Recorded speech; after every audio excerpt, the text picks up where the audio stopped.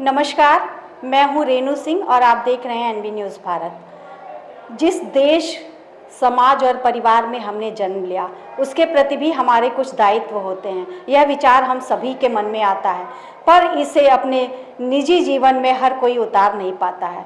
समाज के लिए एक कदम आगे बढ़ाया है महिला थाने में तैनात दरोगा सुनीता सिंह, जो अपनी पुलिस की ड्यूटी के फर्ज के साथ साथ ही आगे आई हैं देह दान के लिए।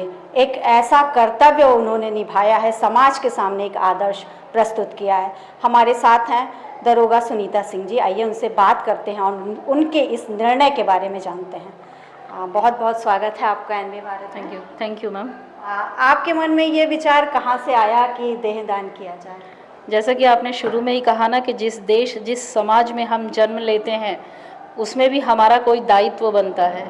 तो इसी दायित्व का निर्वहन करने के लिए काफ़ी समय से ही मेरे मन में ये ख्याल था कि इस समाज के लिए, इस देश के लिए कुछ करना है, और यही सोच करके इसी को मैंने फलीभूत किया है और इस निर्णय को लिया है, देह दान के निर्णय को लिया है मैंने। अभी आपने 2 दिन पूर्व ही एम्स में एनाटॉमी डिपार्टमेंट में आप गई थी और आपने देह दान किया। इस प्रोसेस के बारे में बताइएगा। मैम, ये कोई बहुत जटिल प्रक्रिया नहीं है। आप वहाँ जाएं और वहाँ से एक फॉर्म मिलता है आपको, प्लस एफिडेविट एक बनाना होता है, और आप एफिडेविट बना करके फॉर्म सबमिट कर लीजिए, और आपका आधार कार्ड प्लस एक कॉन्सेंट लेटर होता है आपके किसी परिजन के द्वारा।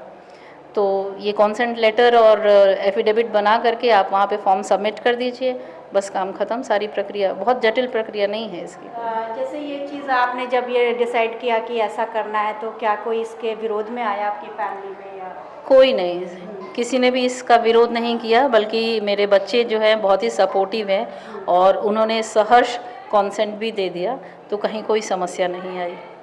एक धारणा है हिंदू धर्म में कि जब हमारा शरीर छत विछत हो जाता है और अंतिम संस्कार के समय मोक्ष की प्राप्ति नहीं होती है, तो इस तरह की बातें जो रहती हैं, कहीं आड़े नहीं आई आपकी इस थिंकिंग के बारे में? नहीं मैम, कहीं आड़े नहीं आई, क्योंकि मोक्ष तो आत्मा को मिलता है, शरीर तो यहीं जल करके राख हो जाता है। तो जो हमारे आत्मा को मोक्ष है, हमारे आत्मा की शुद्धिकरण तो होती रहनी चाहिए, परंतु शरीर तो है, उसको यहाँ पे ही छोड़ कर जाएँ ताकि किसी के काम आ जाए, यही सोचा मैंने। अच्छा, शरीर के पहले आप नेत्र दान भी कर चुकी हैं, कितने साल पहले किया था? लगभग 2 साल हुआ मैम। राज आई हॉस्पिटल में मैंने एक फॉर्म भरा था और नेत्रदान के लिए, और उस समय किया। समय समय पे रक्तदान वगैरह भी चलता रहता है, होता रहता है जितना कर पाएँ। अच्छा जी। तो ये पूरा जो कॉन्सेप्ट है आपका, नेत्रदान, रक्तदान और अब देहदान, थोड़ा सा हमारे आप दर्शकों को ये बताइएगा कि नेत्रदान, रक्तदान तो लोग जनरली सभी लोग, बहुत लोग जानते हैं, और नेत्रदान भी काफ़ी लोग जानते हैं, लेकिन ये देहदान का क्या होता है? फॉर्म भरते समय किस तरह की शर्तें होती हैं? अगर कोई और दूसरा करना चाहे तो वो कैसे इसके लिए आगे आए? इसके लिए कोई शर्त नहीं होती है मैम, बस आपके अंदर एक दृढ़ निश्चय होना चाहिए कि मुझे कुछ करना है। आप एक नॉर्मल एम्स से फॉर्म ले लीजिए, एक एफिडेविट बना के दे दीजिए, अपना आधार कार्ड, 2 फोटोग्राफ्स लगते हैं, वहाँ जाके आप एनाटॉमी डिपार्टमेंट को सुपुर्द कर दीजिए, बस यहाँ यही प्रक्रिया है, इसके अतिरिक्त कुछ नहीं है। अच्छा, जैसे आपने पहले इसके लिए ज्ञान मतलब लिया होगा, नॉलेज में, कि डेथ के बाद कितने घंटे के अंदर वो देह को दान करना होता है, किस तरह, कौन लोग आएंगे? अब ऐसा मैम, मृत्यु होती है, जिन्होंने कॉन्सेंट भर के दिया है वो अपने संबंधित को, एम्स वालों को सूचना देंगे, वो आएंगे आप और आपकी बॉडी को लेके जाएंगे। अच्छा, यही होता है। चलते चलते, जैसे चूँकि आपने बहुत नेक काम किया है, रक्तदान आप करती रहती हैं और नेत्रदान कर चुकी हैं, और अभी 2 दिन पहले आपने देह दान भी किया है, यानी अपने पूरे शरीर को दान किया है। और लोग जो इसके लिए आगे आए, किस प्रकार से आप उनसे अपील करना चाहेंगे?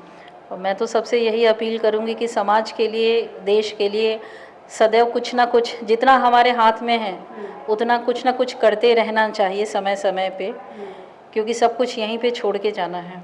अच्छा, ये बताइए, जैसे ये डोनेशन के समय शरीर में ये भी जनरली लोग देखते हैं कि किसी प्रकार की कोई बीमारी ना हो, आप स्वस्थ हों, ऐसे भी कोई मापदंड है? नहीं मैम, ऐसा कुछ नहीं है। अभी मैं कुछ समय पहले खबर पढ़ रही थी कि 36 साल के व्यक्ति की कैंसर से मृत्यु हो गई। तो अस्पताल वालों ने चूंकि वो बॉडी उसको लिया, डोनेट करवाया उसके परिजनों से, ताकि वो रिसर्च कर सके कि आखिर कुछ भी मतलब पान गुटखा कुछ भी नहीं खाने वाले व्यक्ति को इस तरह की बीमारी कैसे हुई। तो अगर हमारे शरीर में कुछ बीमारी भी है, कुछ भी है, तो एटलीस्ट स्टडी करेंगे बच्चे और डॉक्टर्स उस पर स्टडी करेंगे, रिसर्च करेंगे और आगे उस पर बेहतर तरीके से काम करने का प्रयास करेंगे।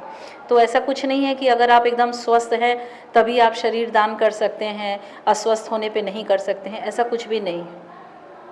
बहुत सही बात आपने बताई कि देखना ये होगा कि जो हमारा शरीर है, अगर हमें कोई बीमारी भी है तो भी एटलीस्ट जो स्टूडेंट्स हैं वो एम्स के वो जान सकेंगे, जो मेडिकल की पढ़ाई कर रहे हैं कि इस बीमारी की वजह क्या है, शारीरिक संरचना पर पूरा वो अध्ययन करते हैं, तो निश्चित रूप से ये उनके लिए हेल्पफुल होगी। और कितनी अच्छी बात है कि हम इस दुनिया में हो ना हो पर हमारी आंखें देखती रहें, हम हो ना हो पर हमारा दिल धड़कता रहे। इसी ध्येय के साथ आगे आई है सुनीता सिंह। आपको बहुत बहुत साधुवाद। और सुनीता सिंह जी ने अपील की है, ये बिल्कुल मुश्किल काम नहीं है, लोग इसके लिए आगे आएँ।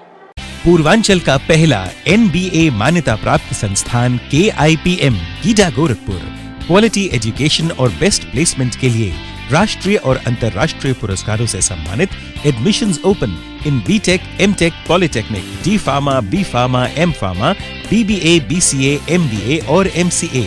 Contact KIPM GIDA Gorakhpur.